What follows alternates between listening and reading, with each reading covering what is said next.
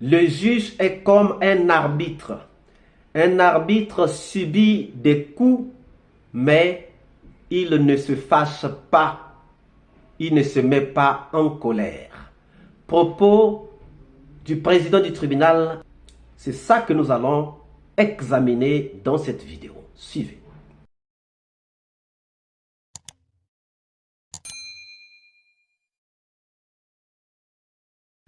Bonjour, bonsoir, cela dépend de l'heure à laquelle vous regardez cette vidéo. Bienvenue si vous nous découvrez pour une première fois. Ça a toujours été un réel plaisir pour moi de venir devant vos écrans pour vous exposer nos analyses de Soleil d'Afrique.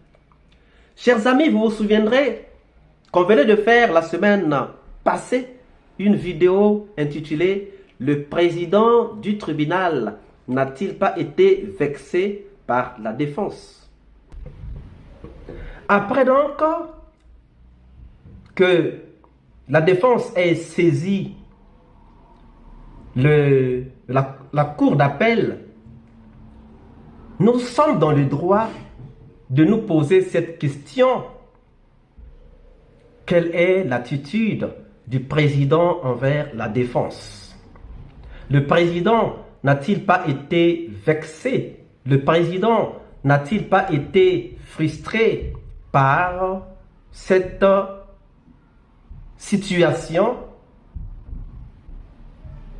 Chers amis, d'abord, le fait de bouder la décision du président d'attendre le verdict après est un problème à l'endroit du président. Oui, chers amis, vous dirigez une institution qui est le tribunal de Dixine. Vous avez une affaire qui vous prend beaucoup de temps, qui vous demande beaucoup d'attention, qui vous demande beaucoup d'énergie. C'est vous qui dirigez et vous donnez une décision et il y a des avocats qui ne sont pas du tout d'accord. Qu'est-ce que ça peut vous faire? Qu'est-ce que ça peut vous faire en tant qu'humain ayant tous les sens? Tout le monde vous faisait confiance. Tout le monde vous jetait des fleurs. Tout le monde disait que vous êtes bon. Jusqu'à preuve du contraire, tout le monde disait que vous avez toujours bien dirigé les débats. Mais lorsqu'il arrive que vous puissiez dire que ce problème, je ne le tranche pas maintenant, je vais le trancher après. Nous devons attendre un moment avant que je ne puisse trancher cette affaire. Il y a des gens qui ne sont pas d'accord et qui vont saisir la cour d'appel.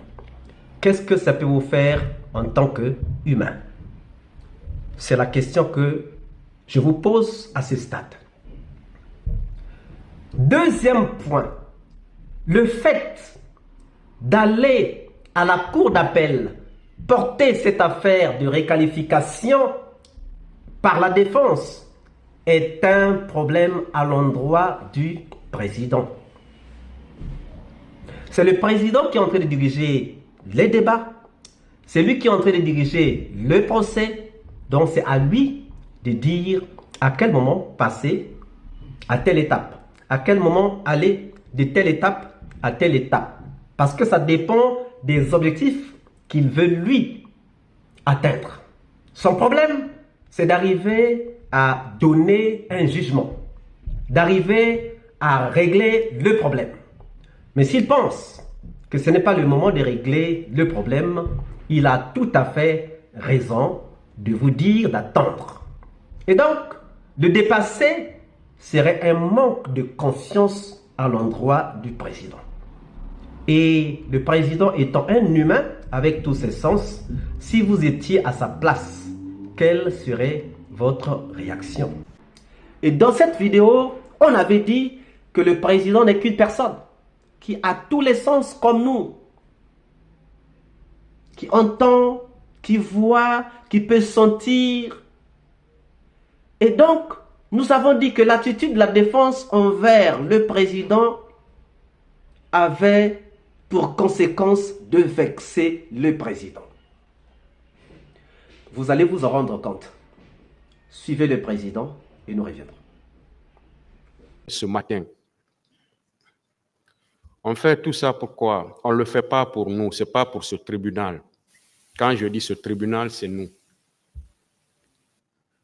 On le fait beaucoup plus parce qu'on nous a confié un travail. Et nous savons qu'au-delà de ça, il y a des pères de famille qui sont quelque part en prison, qui doivent connaître le sort qui leur est réservé. Aujourd'hui, personne ne sait, personne ne peut dire que X sera condamné, que X sera libéré, relaxé. Personne ne peut le dire. C'est à la fin du procès qu'on peut le savoir. Donc, il faut que tout le monde, franchement, s'y mette. Vous avez parlé, le tribunal vous a entendu. Et le tribunal est vraiment sensible à tout ce que vous venez de dire. Il est vraiment sensible à tout ce que vous venez de dire. On vous a écouté avec beaucoup d'attention. Mais il faut que vos conseils acceptent. Il faut qu'ils acceptent. Le tribunal n'est l'adversaire de personne. Le tribunal reste arbitre, il reste juge. Mais il faut que toutes les parties comprennent cela. Quand vous dites qu'on est patient, ce n'est pas parce qu'on est patient, on est en train de faire notre travail. C'est tout. Quand on est arbitre, on va essuyer 2 fois des coups.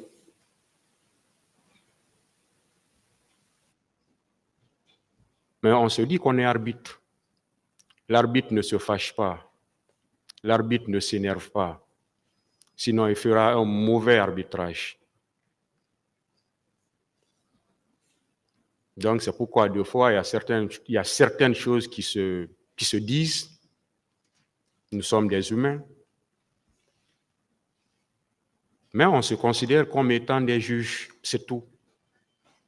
Et le juge, ça veut tout dire. Vous avez demandé une doléance. Vous voulez parler à vos conseils. De toute façon, vous ne pouvez pas être jugé sans la présence des conseils à côté de vous. Parce que la loi veut que vous ayez quelqu'un à côté de vous pour vous rassurer au moins. Vous venez donc d'écouter le président. Il dit qu'il est comme un arbitre. Il dit d'abord, il y a beaucoup de choses qui se disent. On dit beaucoup de choses. Il veut dire quoi? On dit beaucoup de choses sur lui. On pense beaucoup de choses sur lui. Mais il dit, mais il est un juge. Le juge est comme un arbitre. Un arbitre subit des coups. Lui, il est juge. Il est comme un arbitre. Un arbitre subit des coups. Ça veut dire quoi? Ça veut dire que lui, il subit des coups. Il y a des choses qu'on dit contre lui. Il y a des choses qu'on pense contre lui. Il y a des choses qu'on fait contre lui. Mais, est-ce qu'il n'est pas affecté? Si, il est affecté. Parce qu'il reconnaît qu'on est des humains. S'il est humain, ça veut dire que ces choses-là l'atteignent. Que ces choses-là l'affectent. Il est affecté par ce qu'on dit. Il est affecté par ce qu'on dit contre lui. Par ce qu'on raconte contre lui. Il est affecté par ce qu'on fait contre lui. Parce que c'est un humain. Mais il ne se fâche pas tout simplement parce que c'est un juge. Et si un juge se fâche, il risquera de prendre ou de faire un mauvais jugement.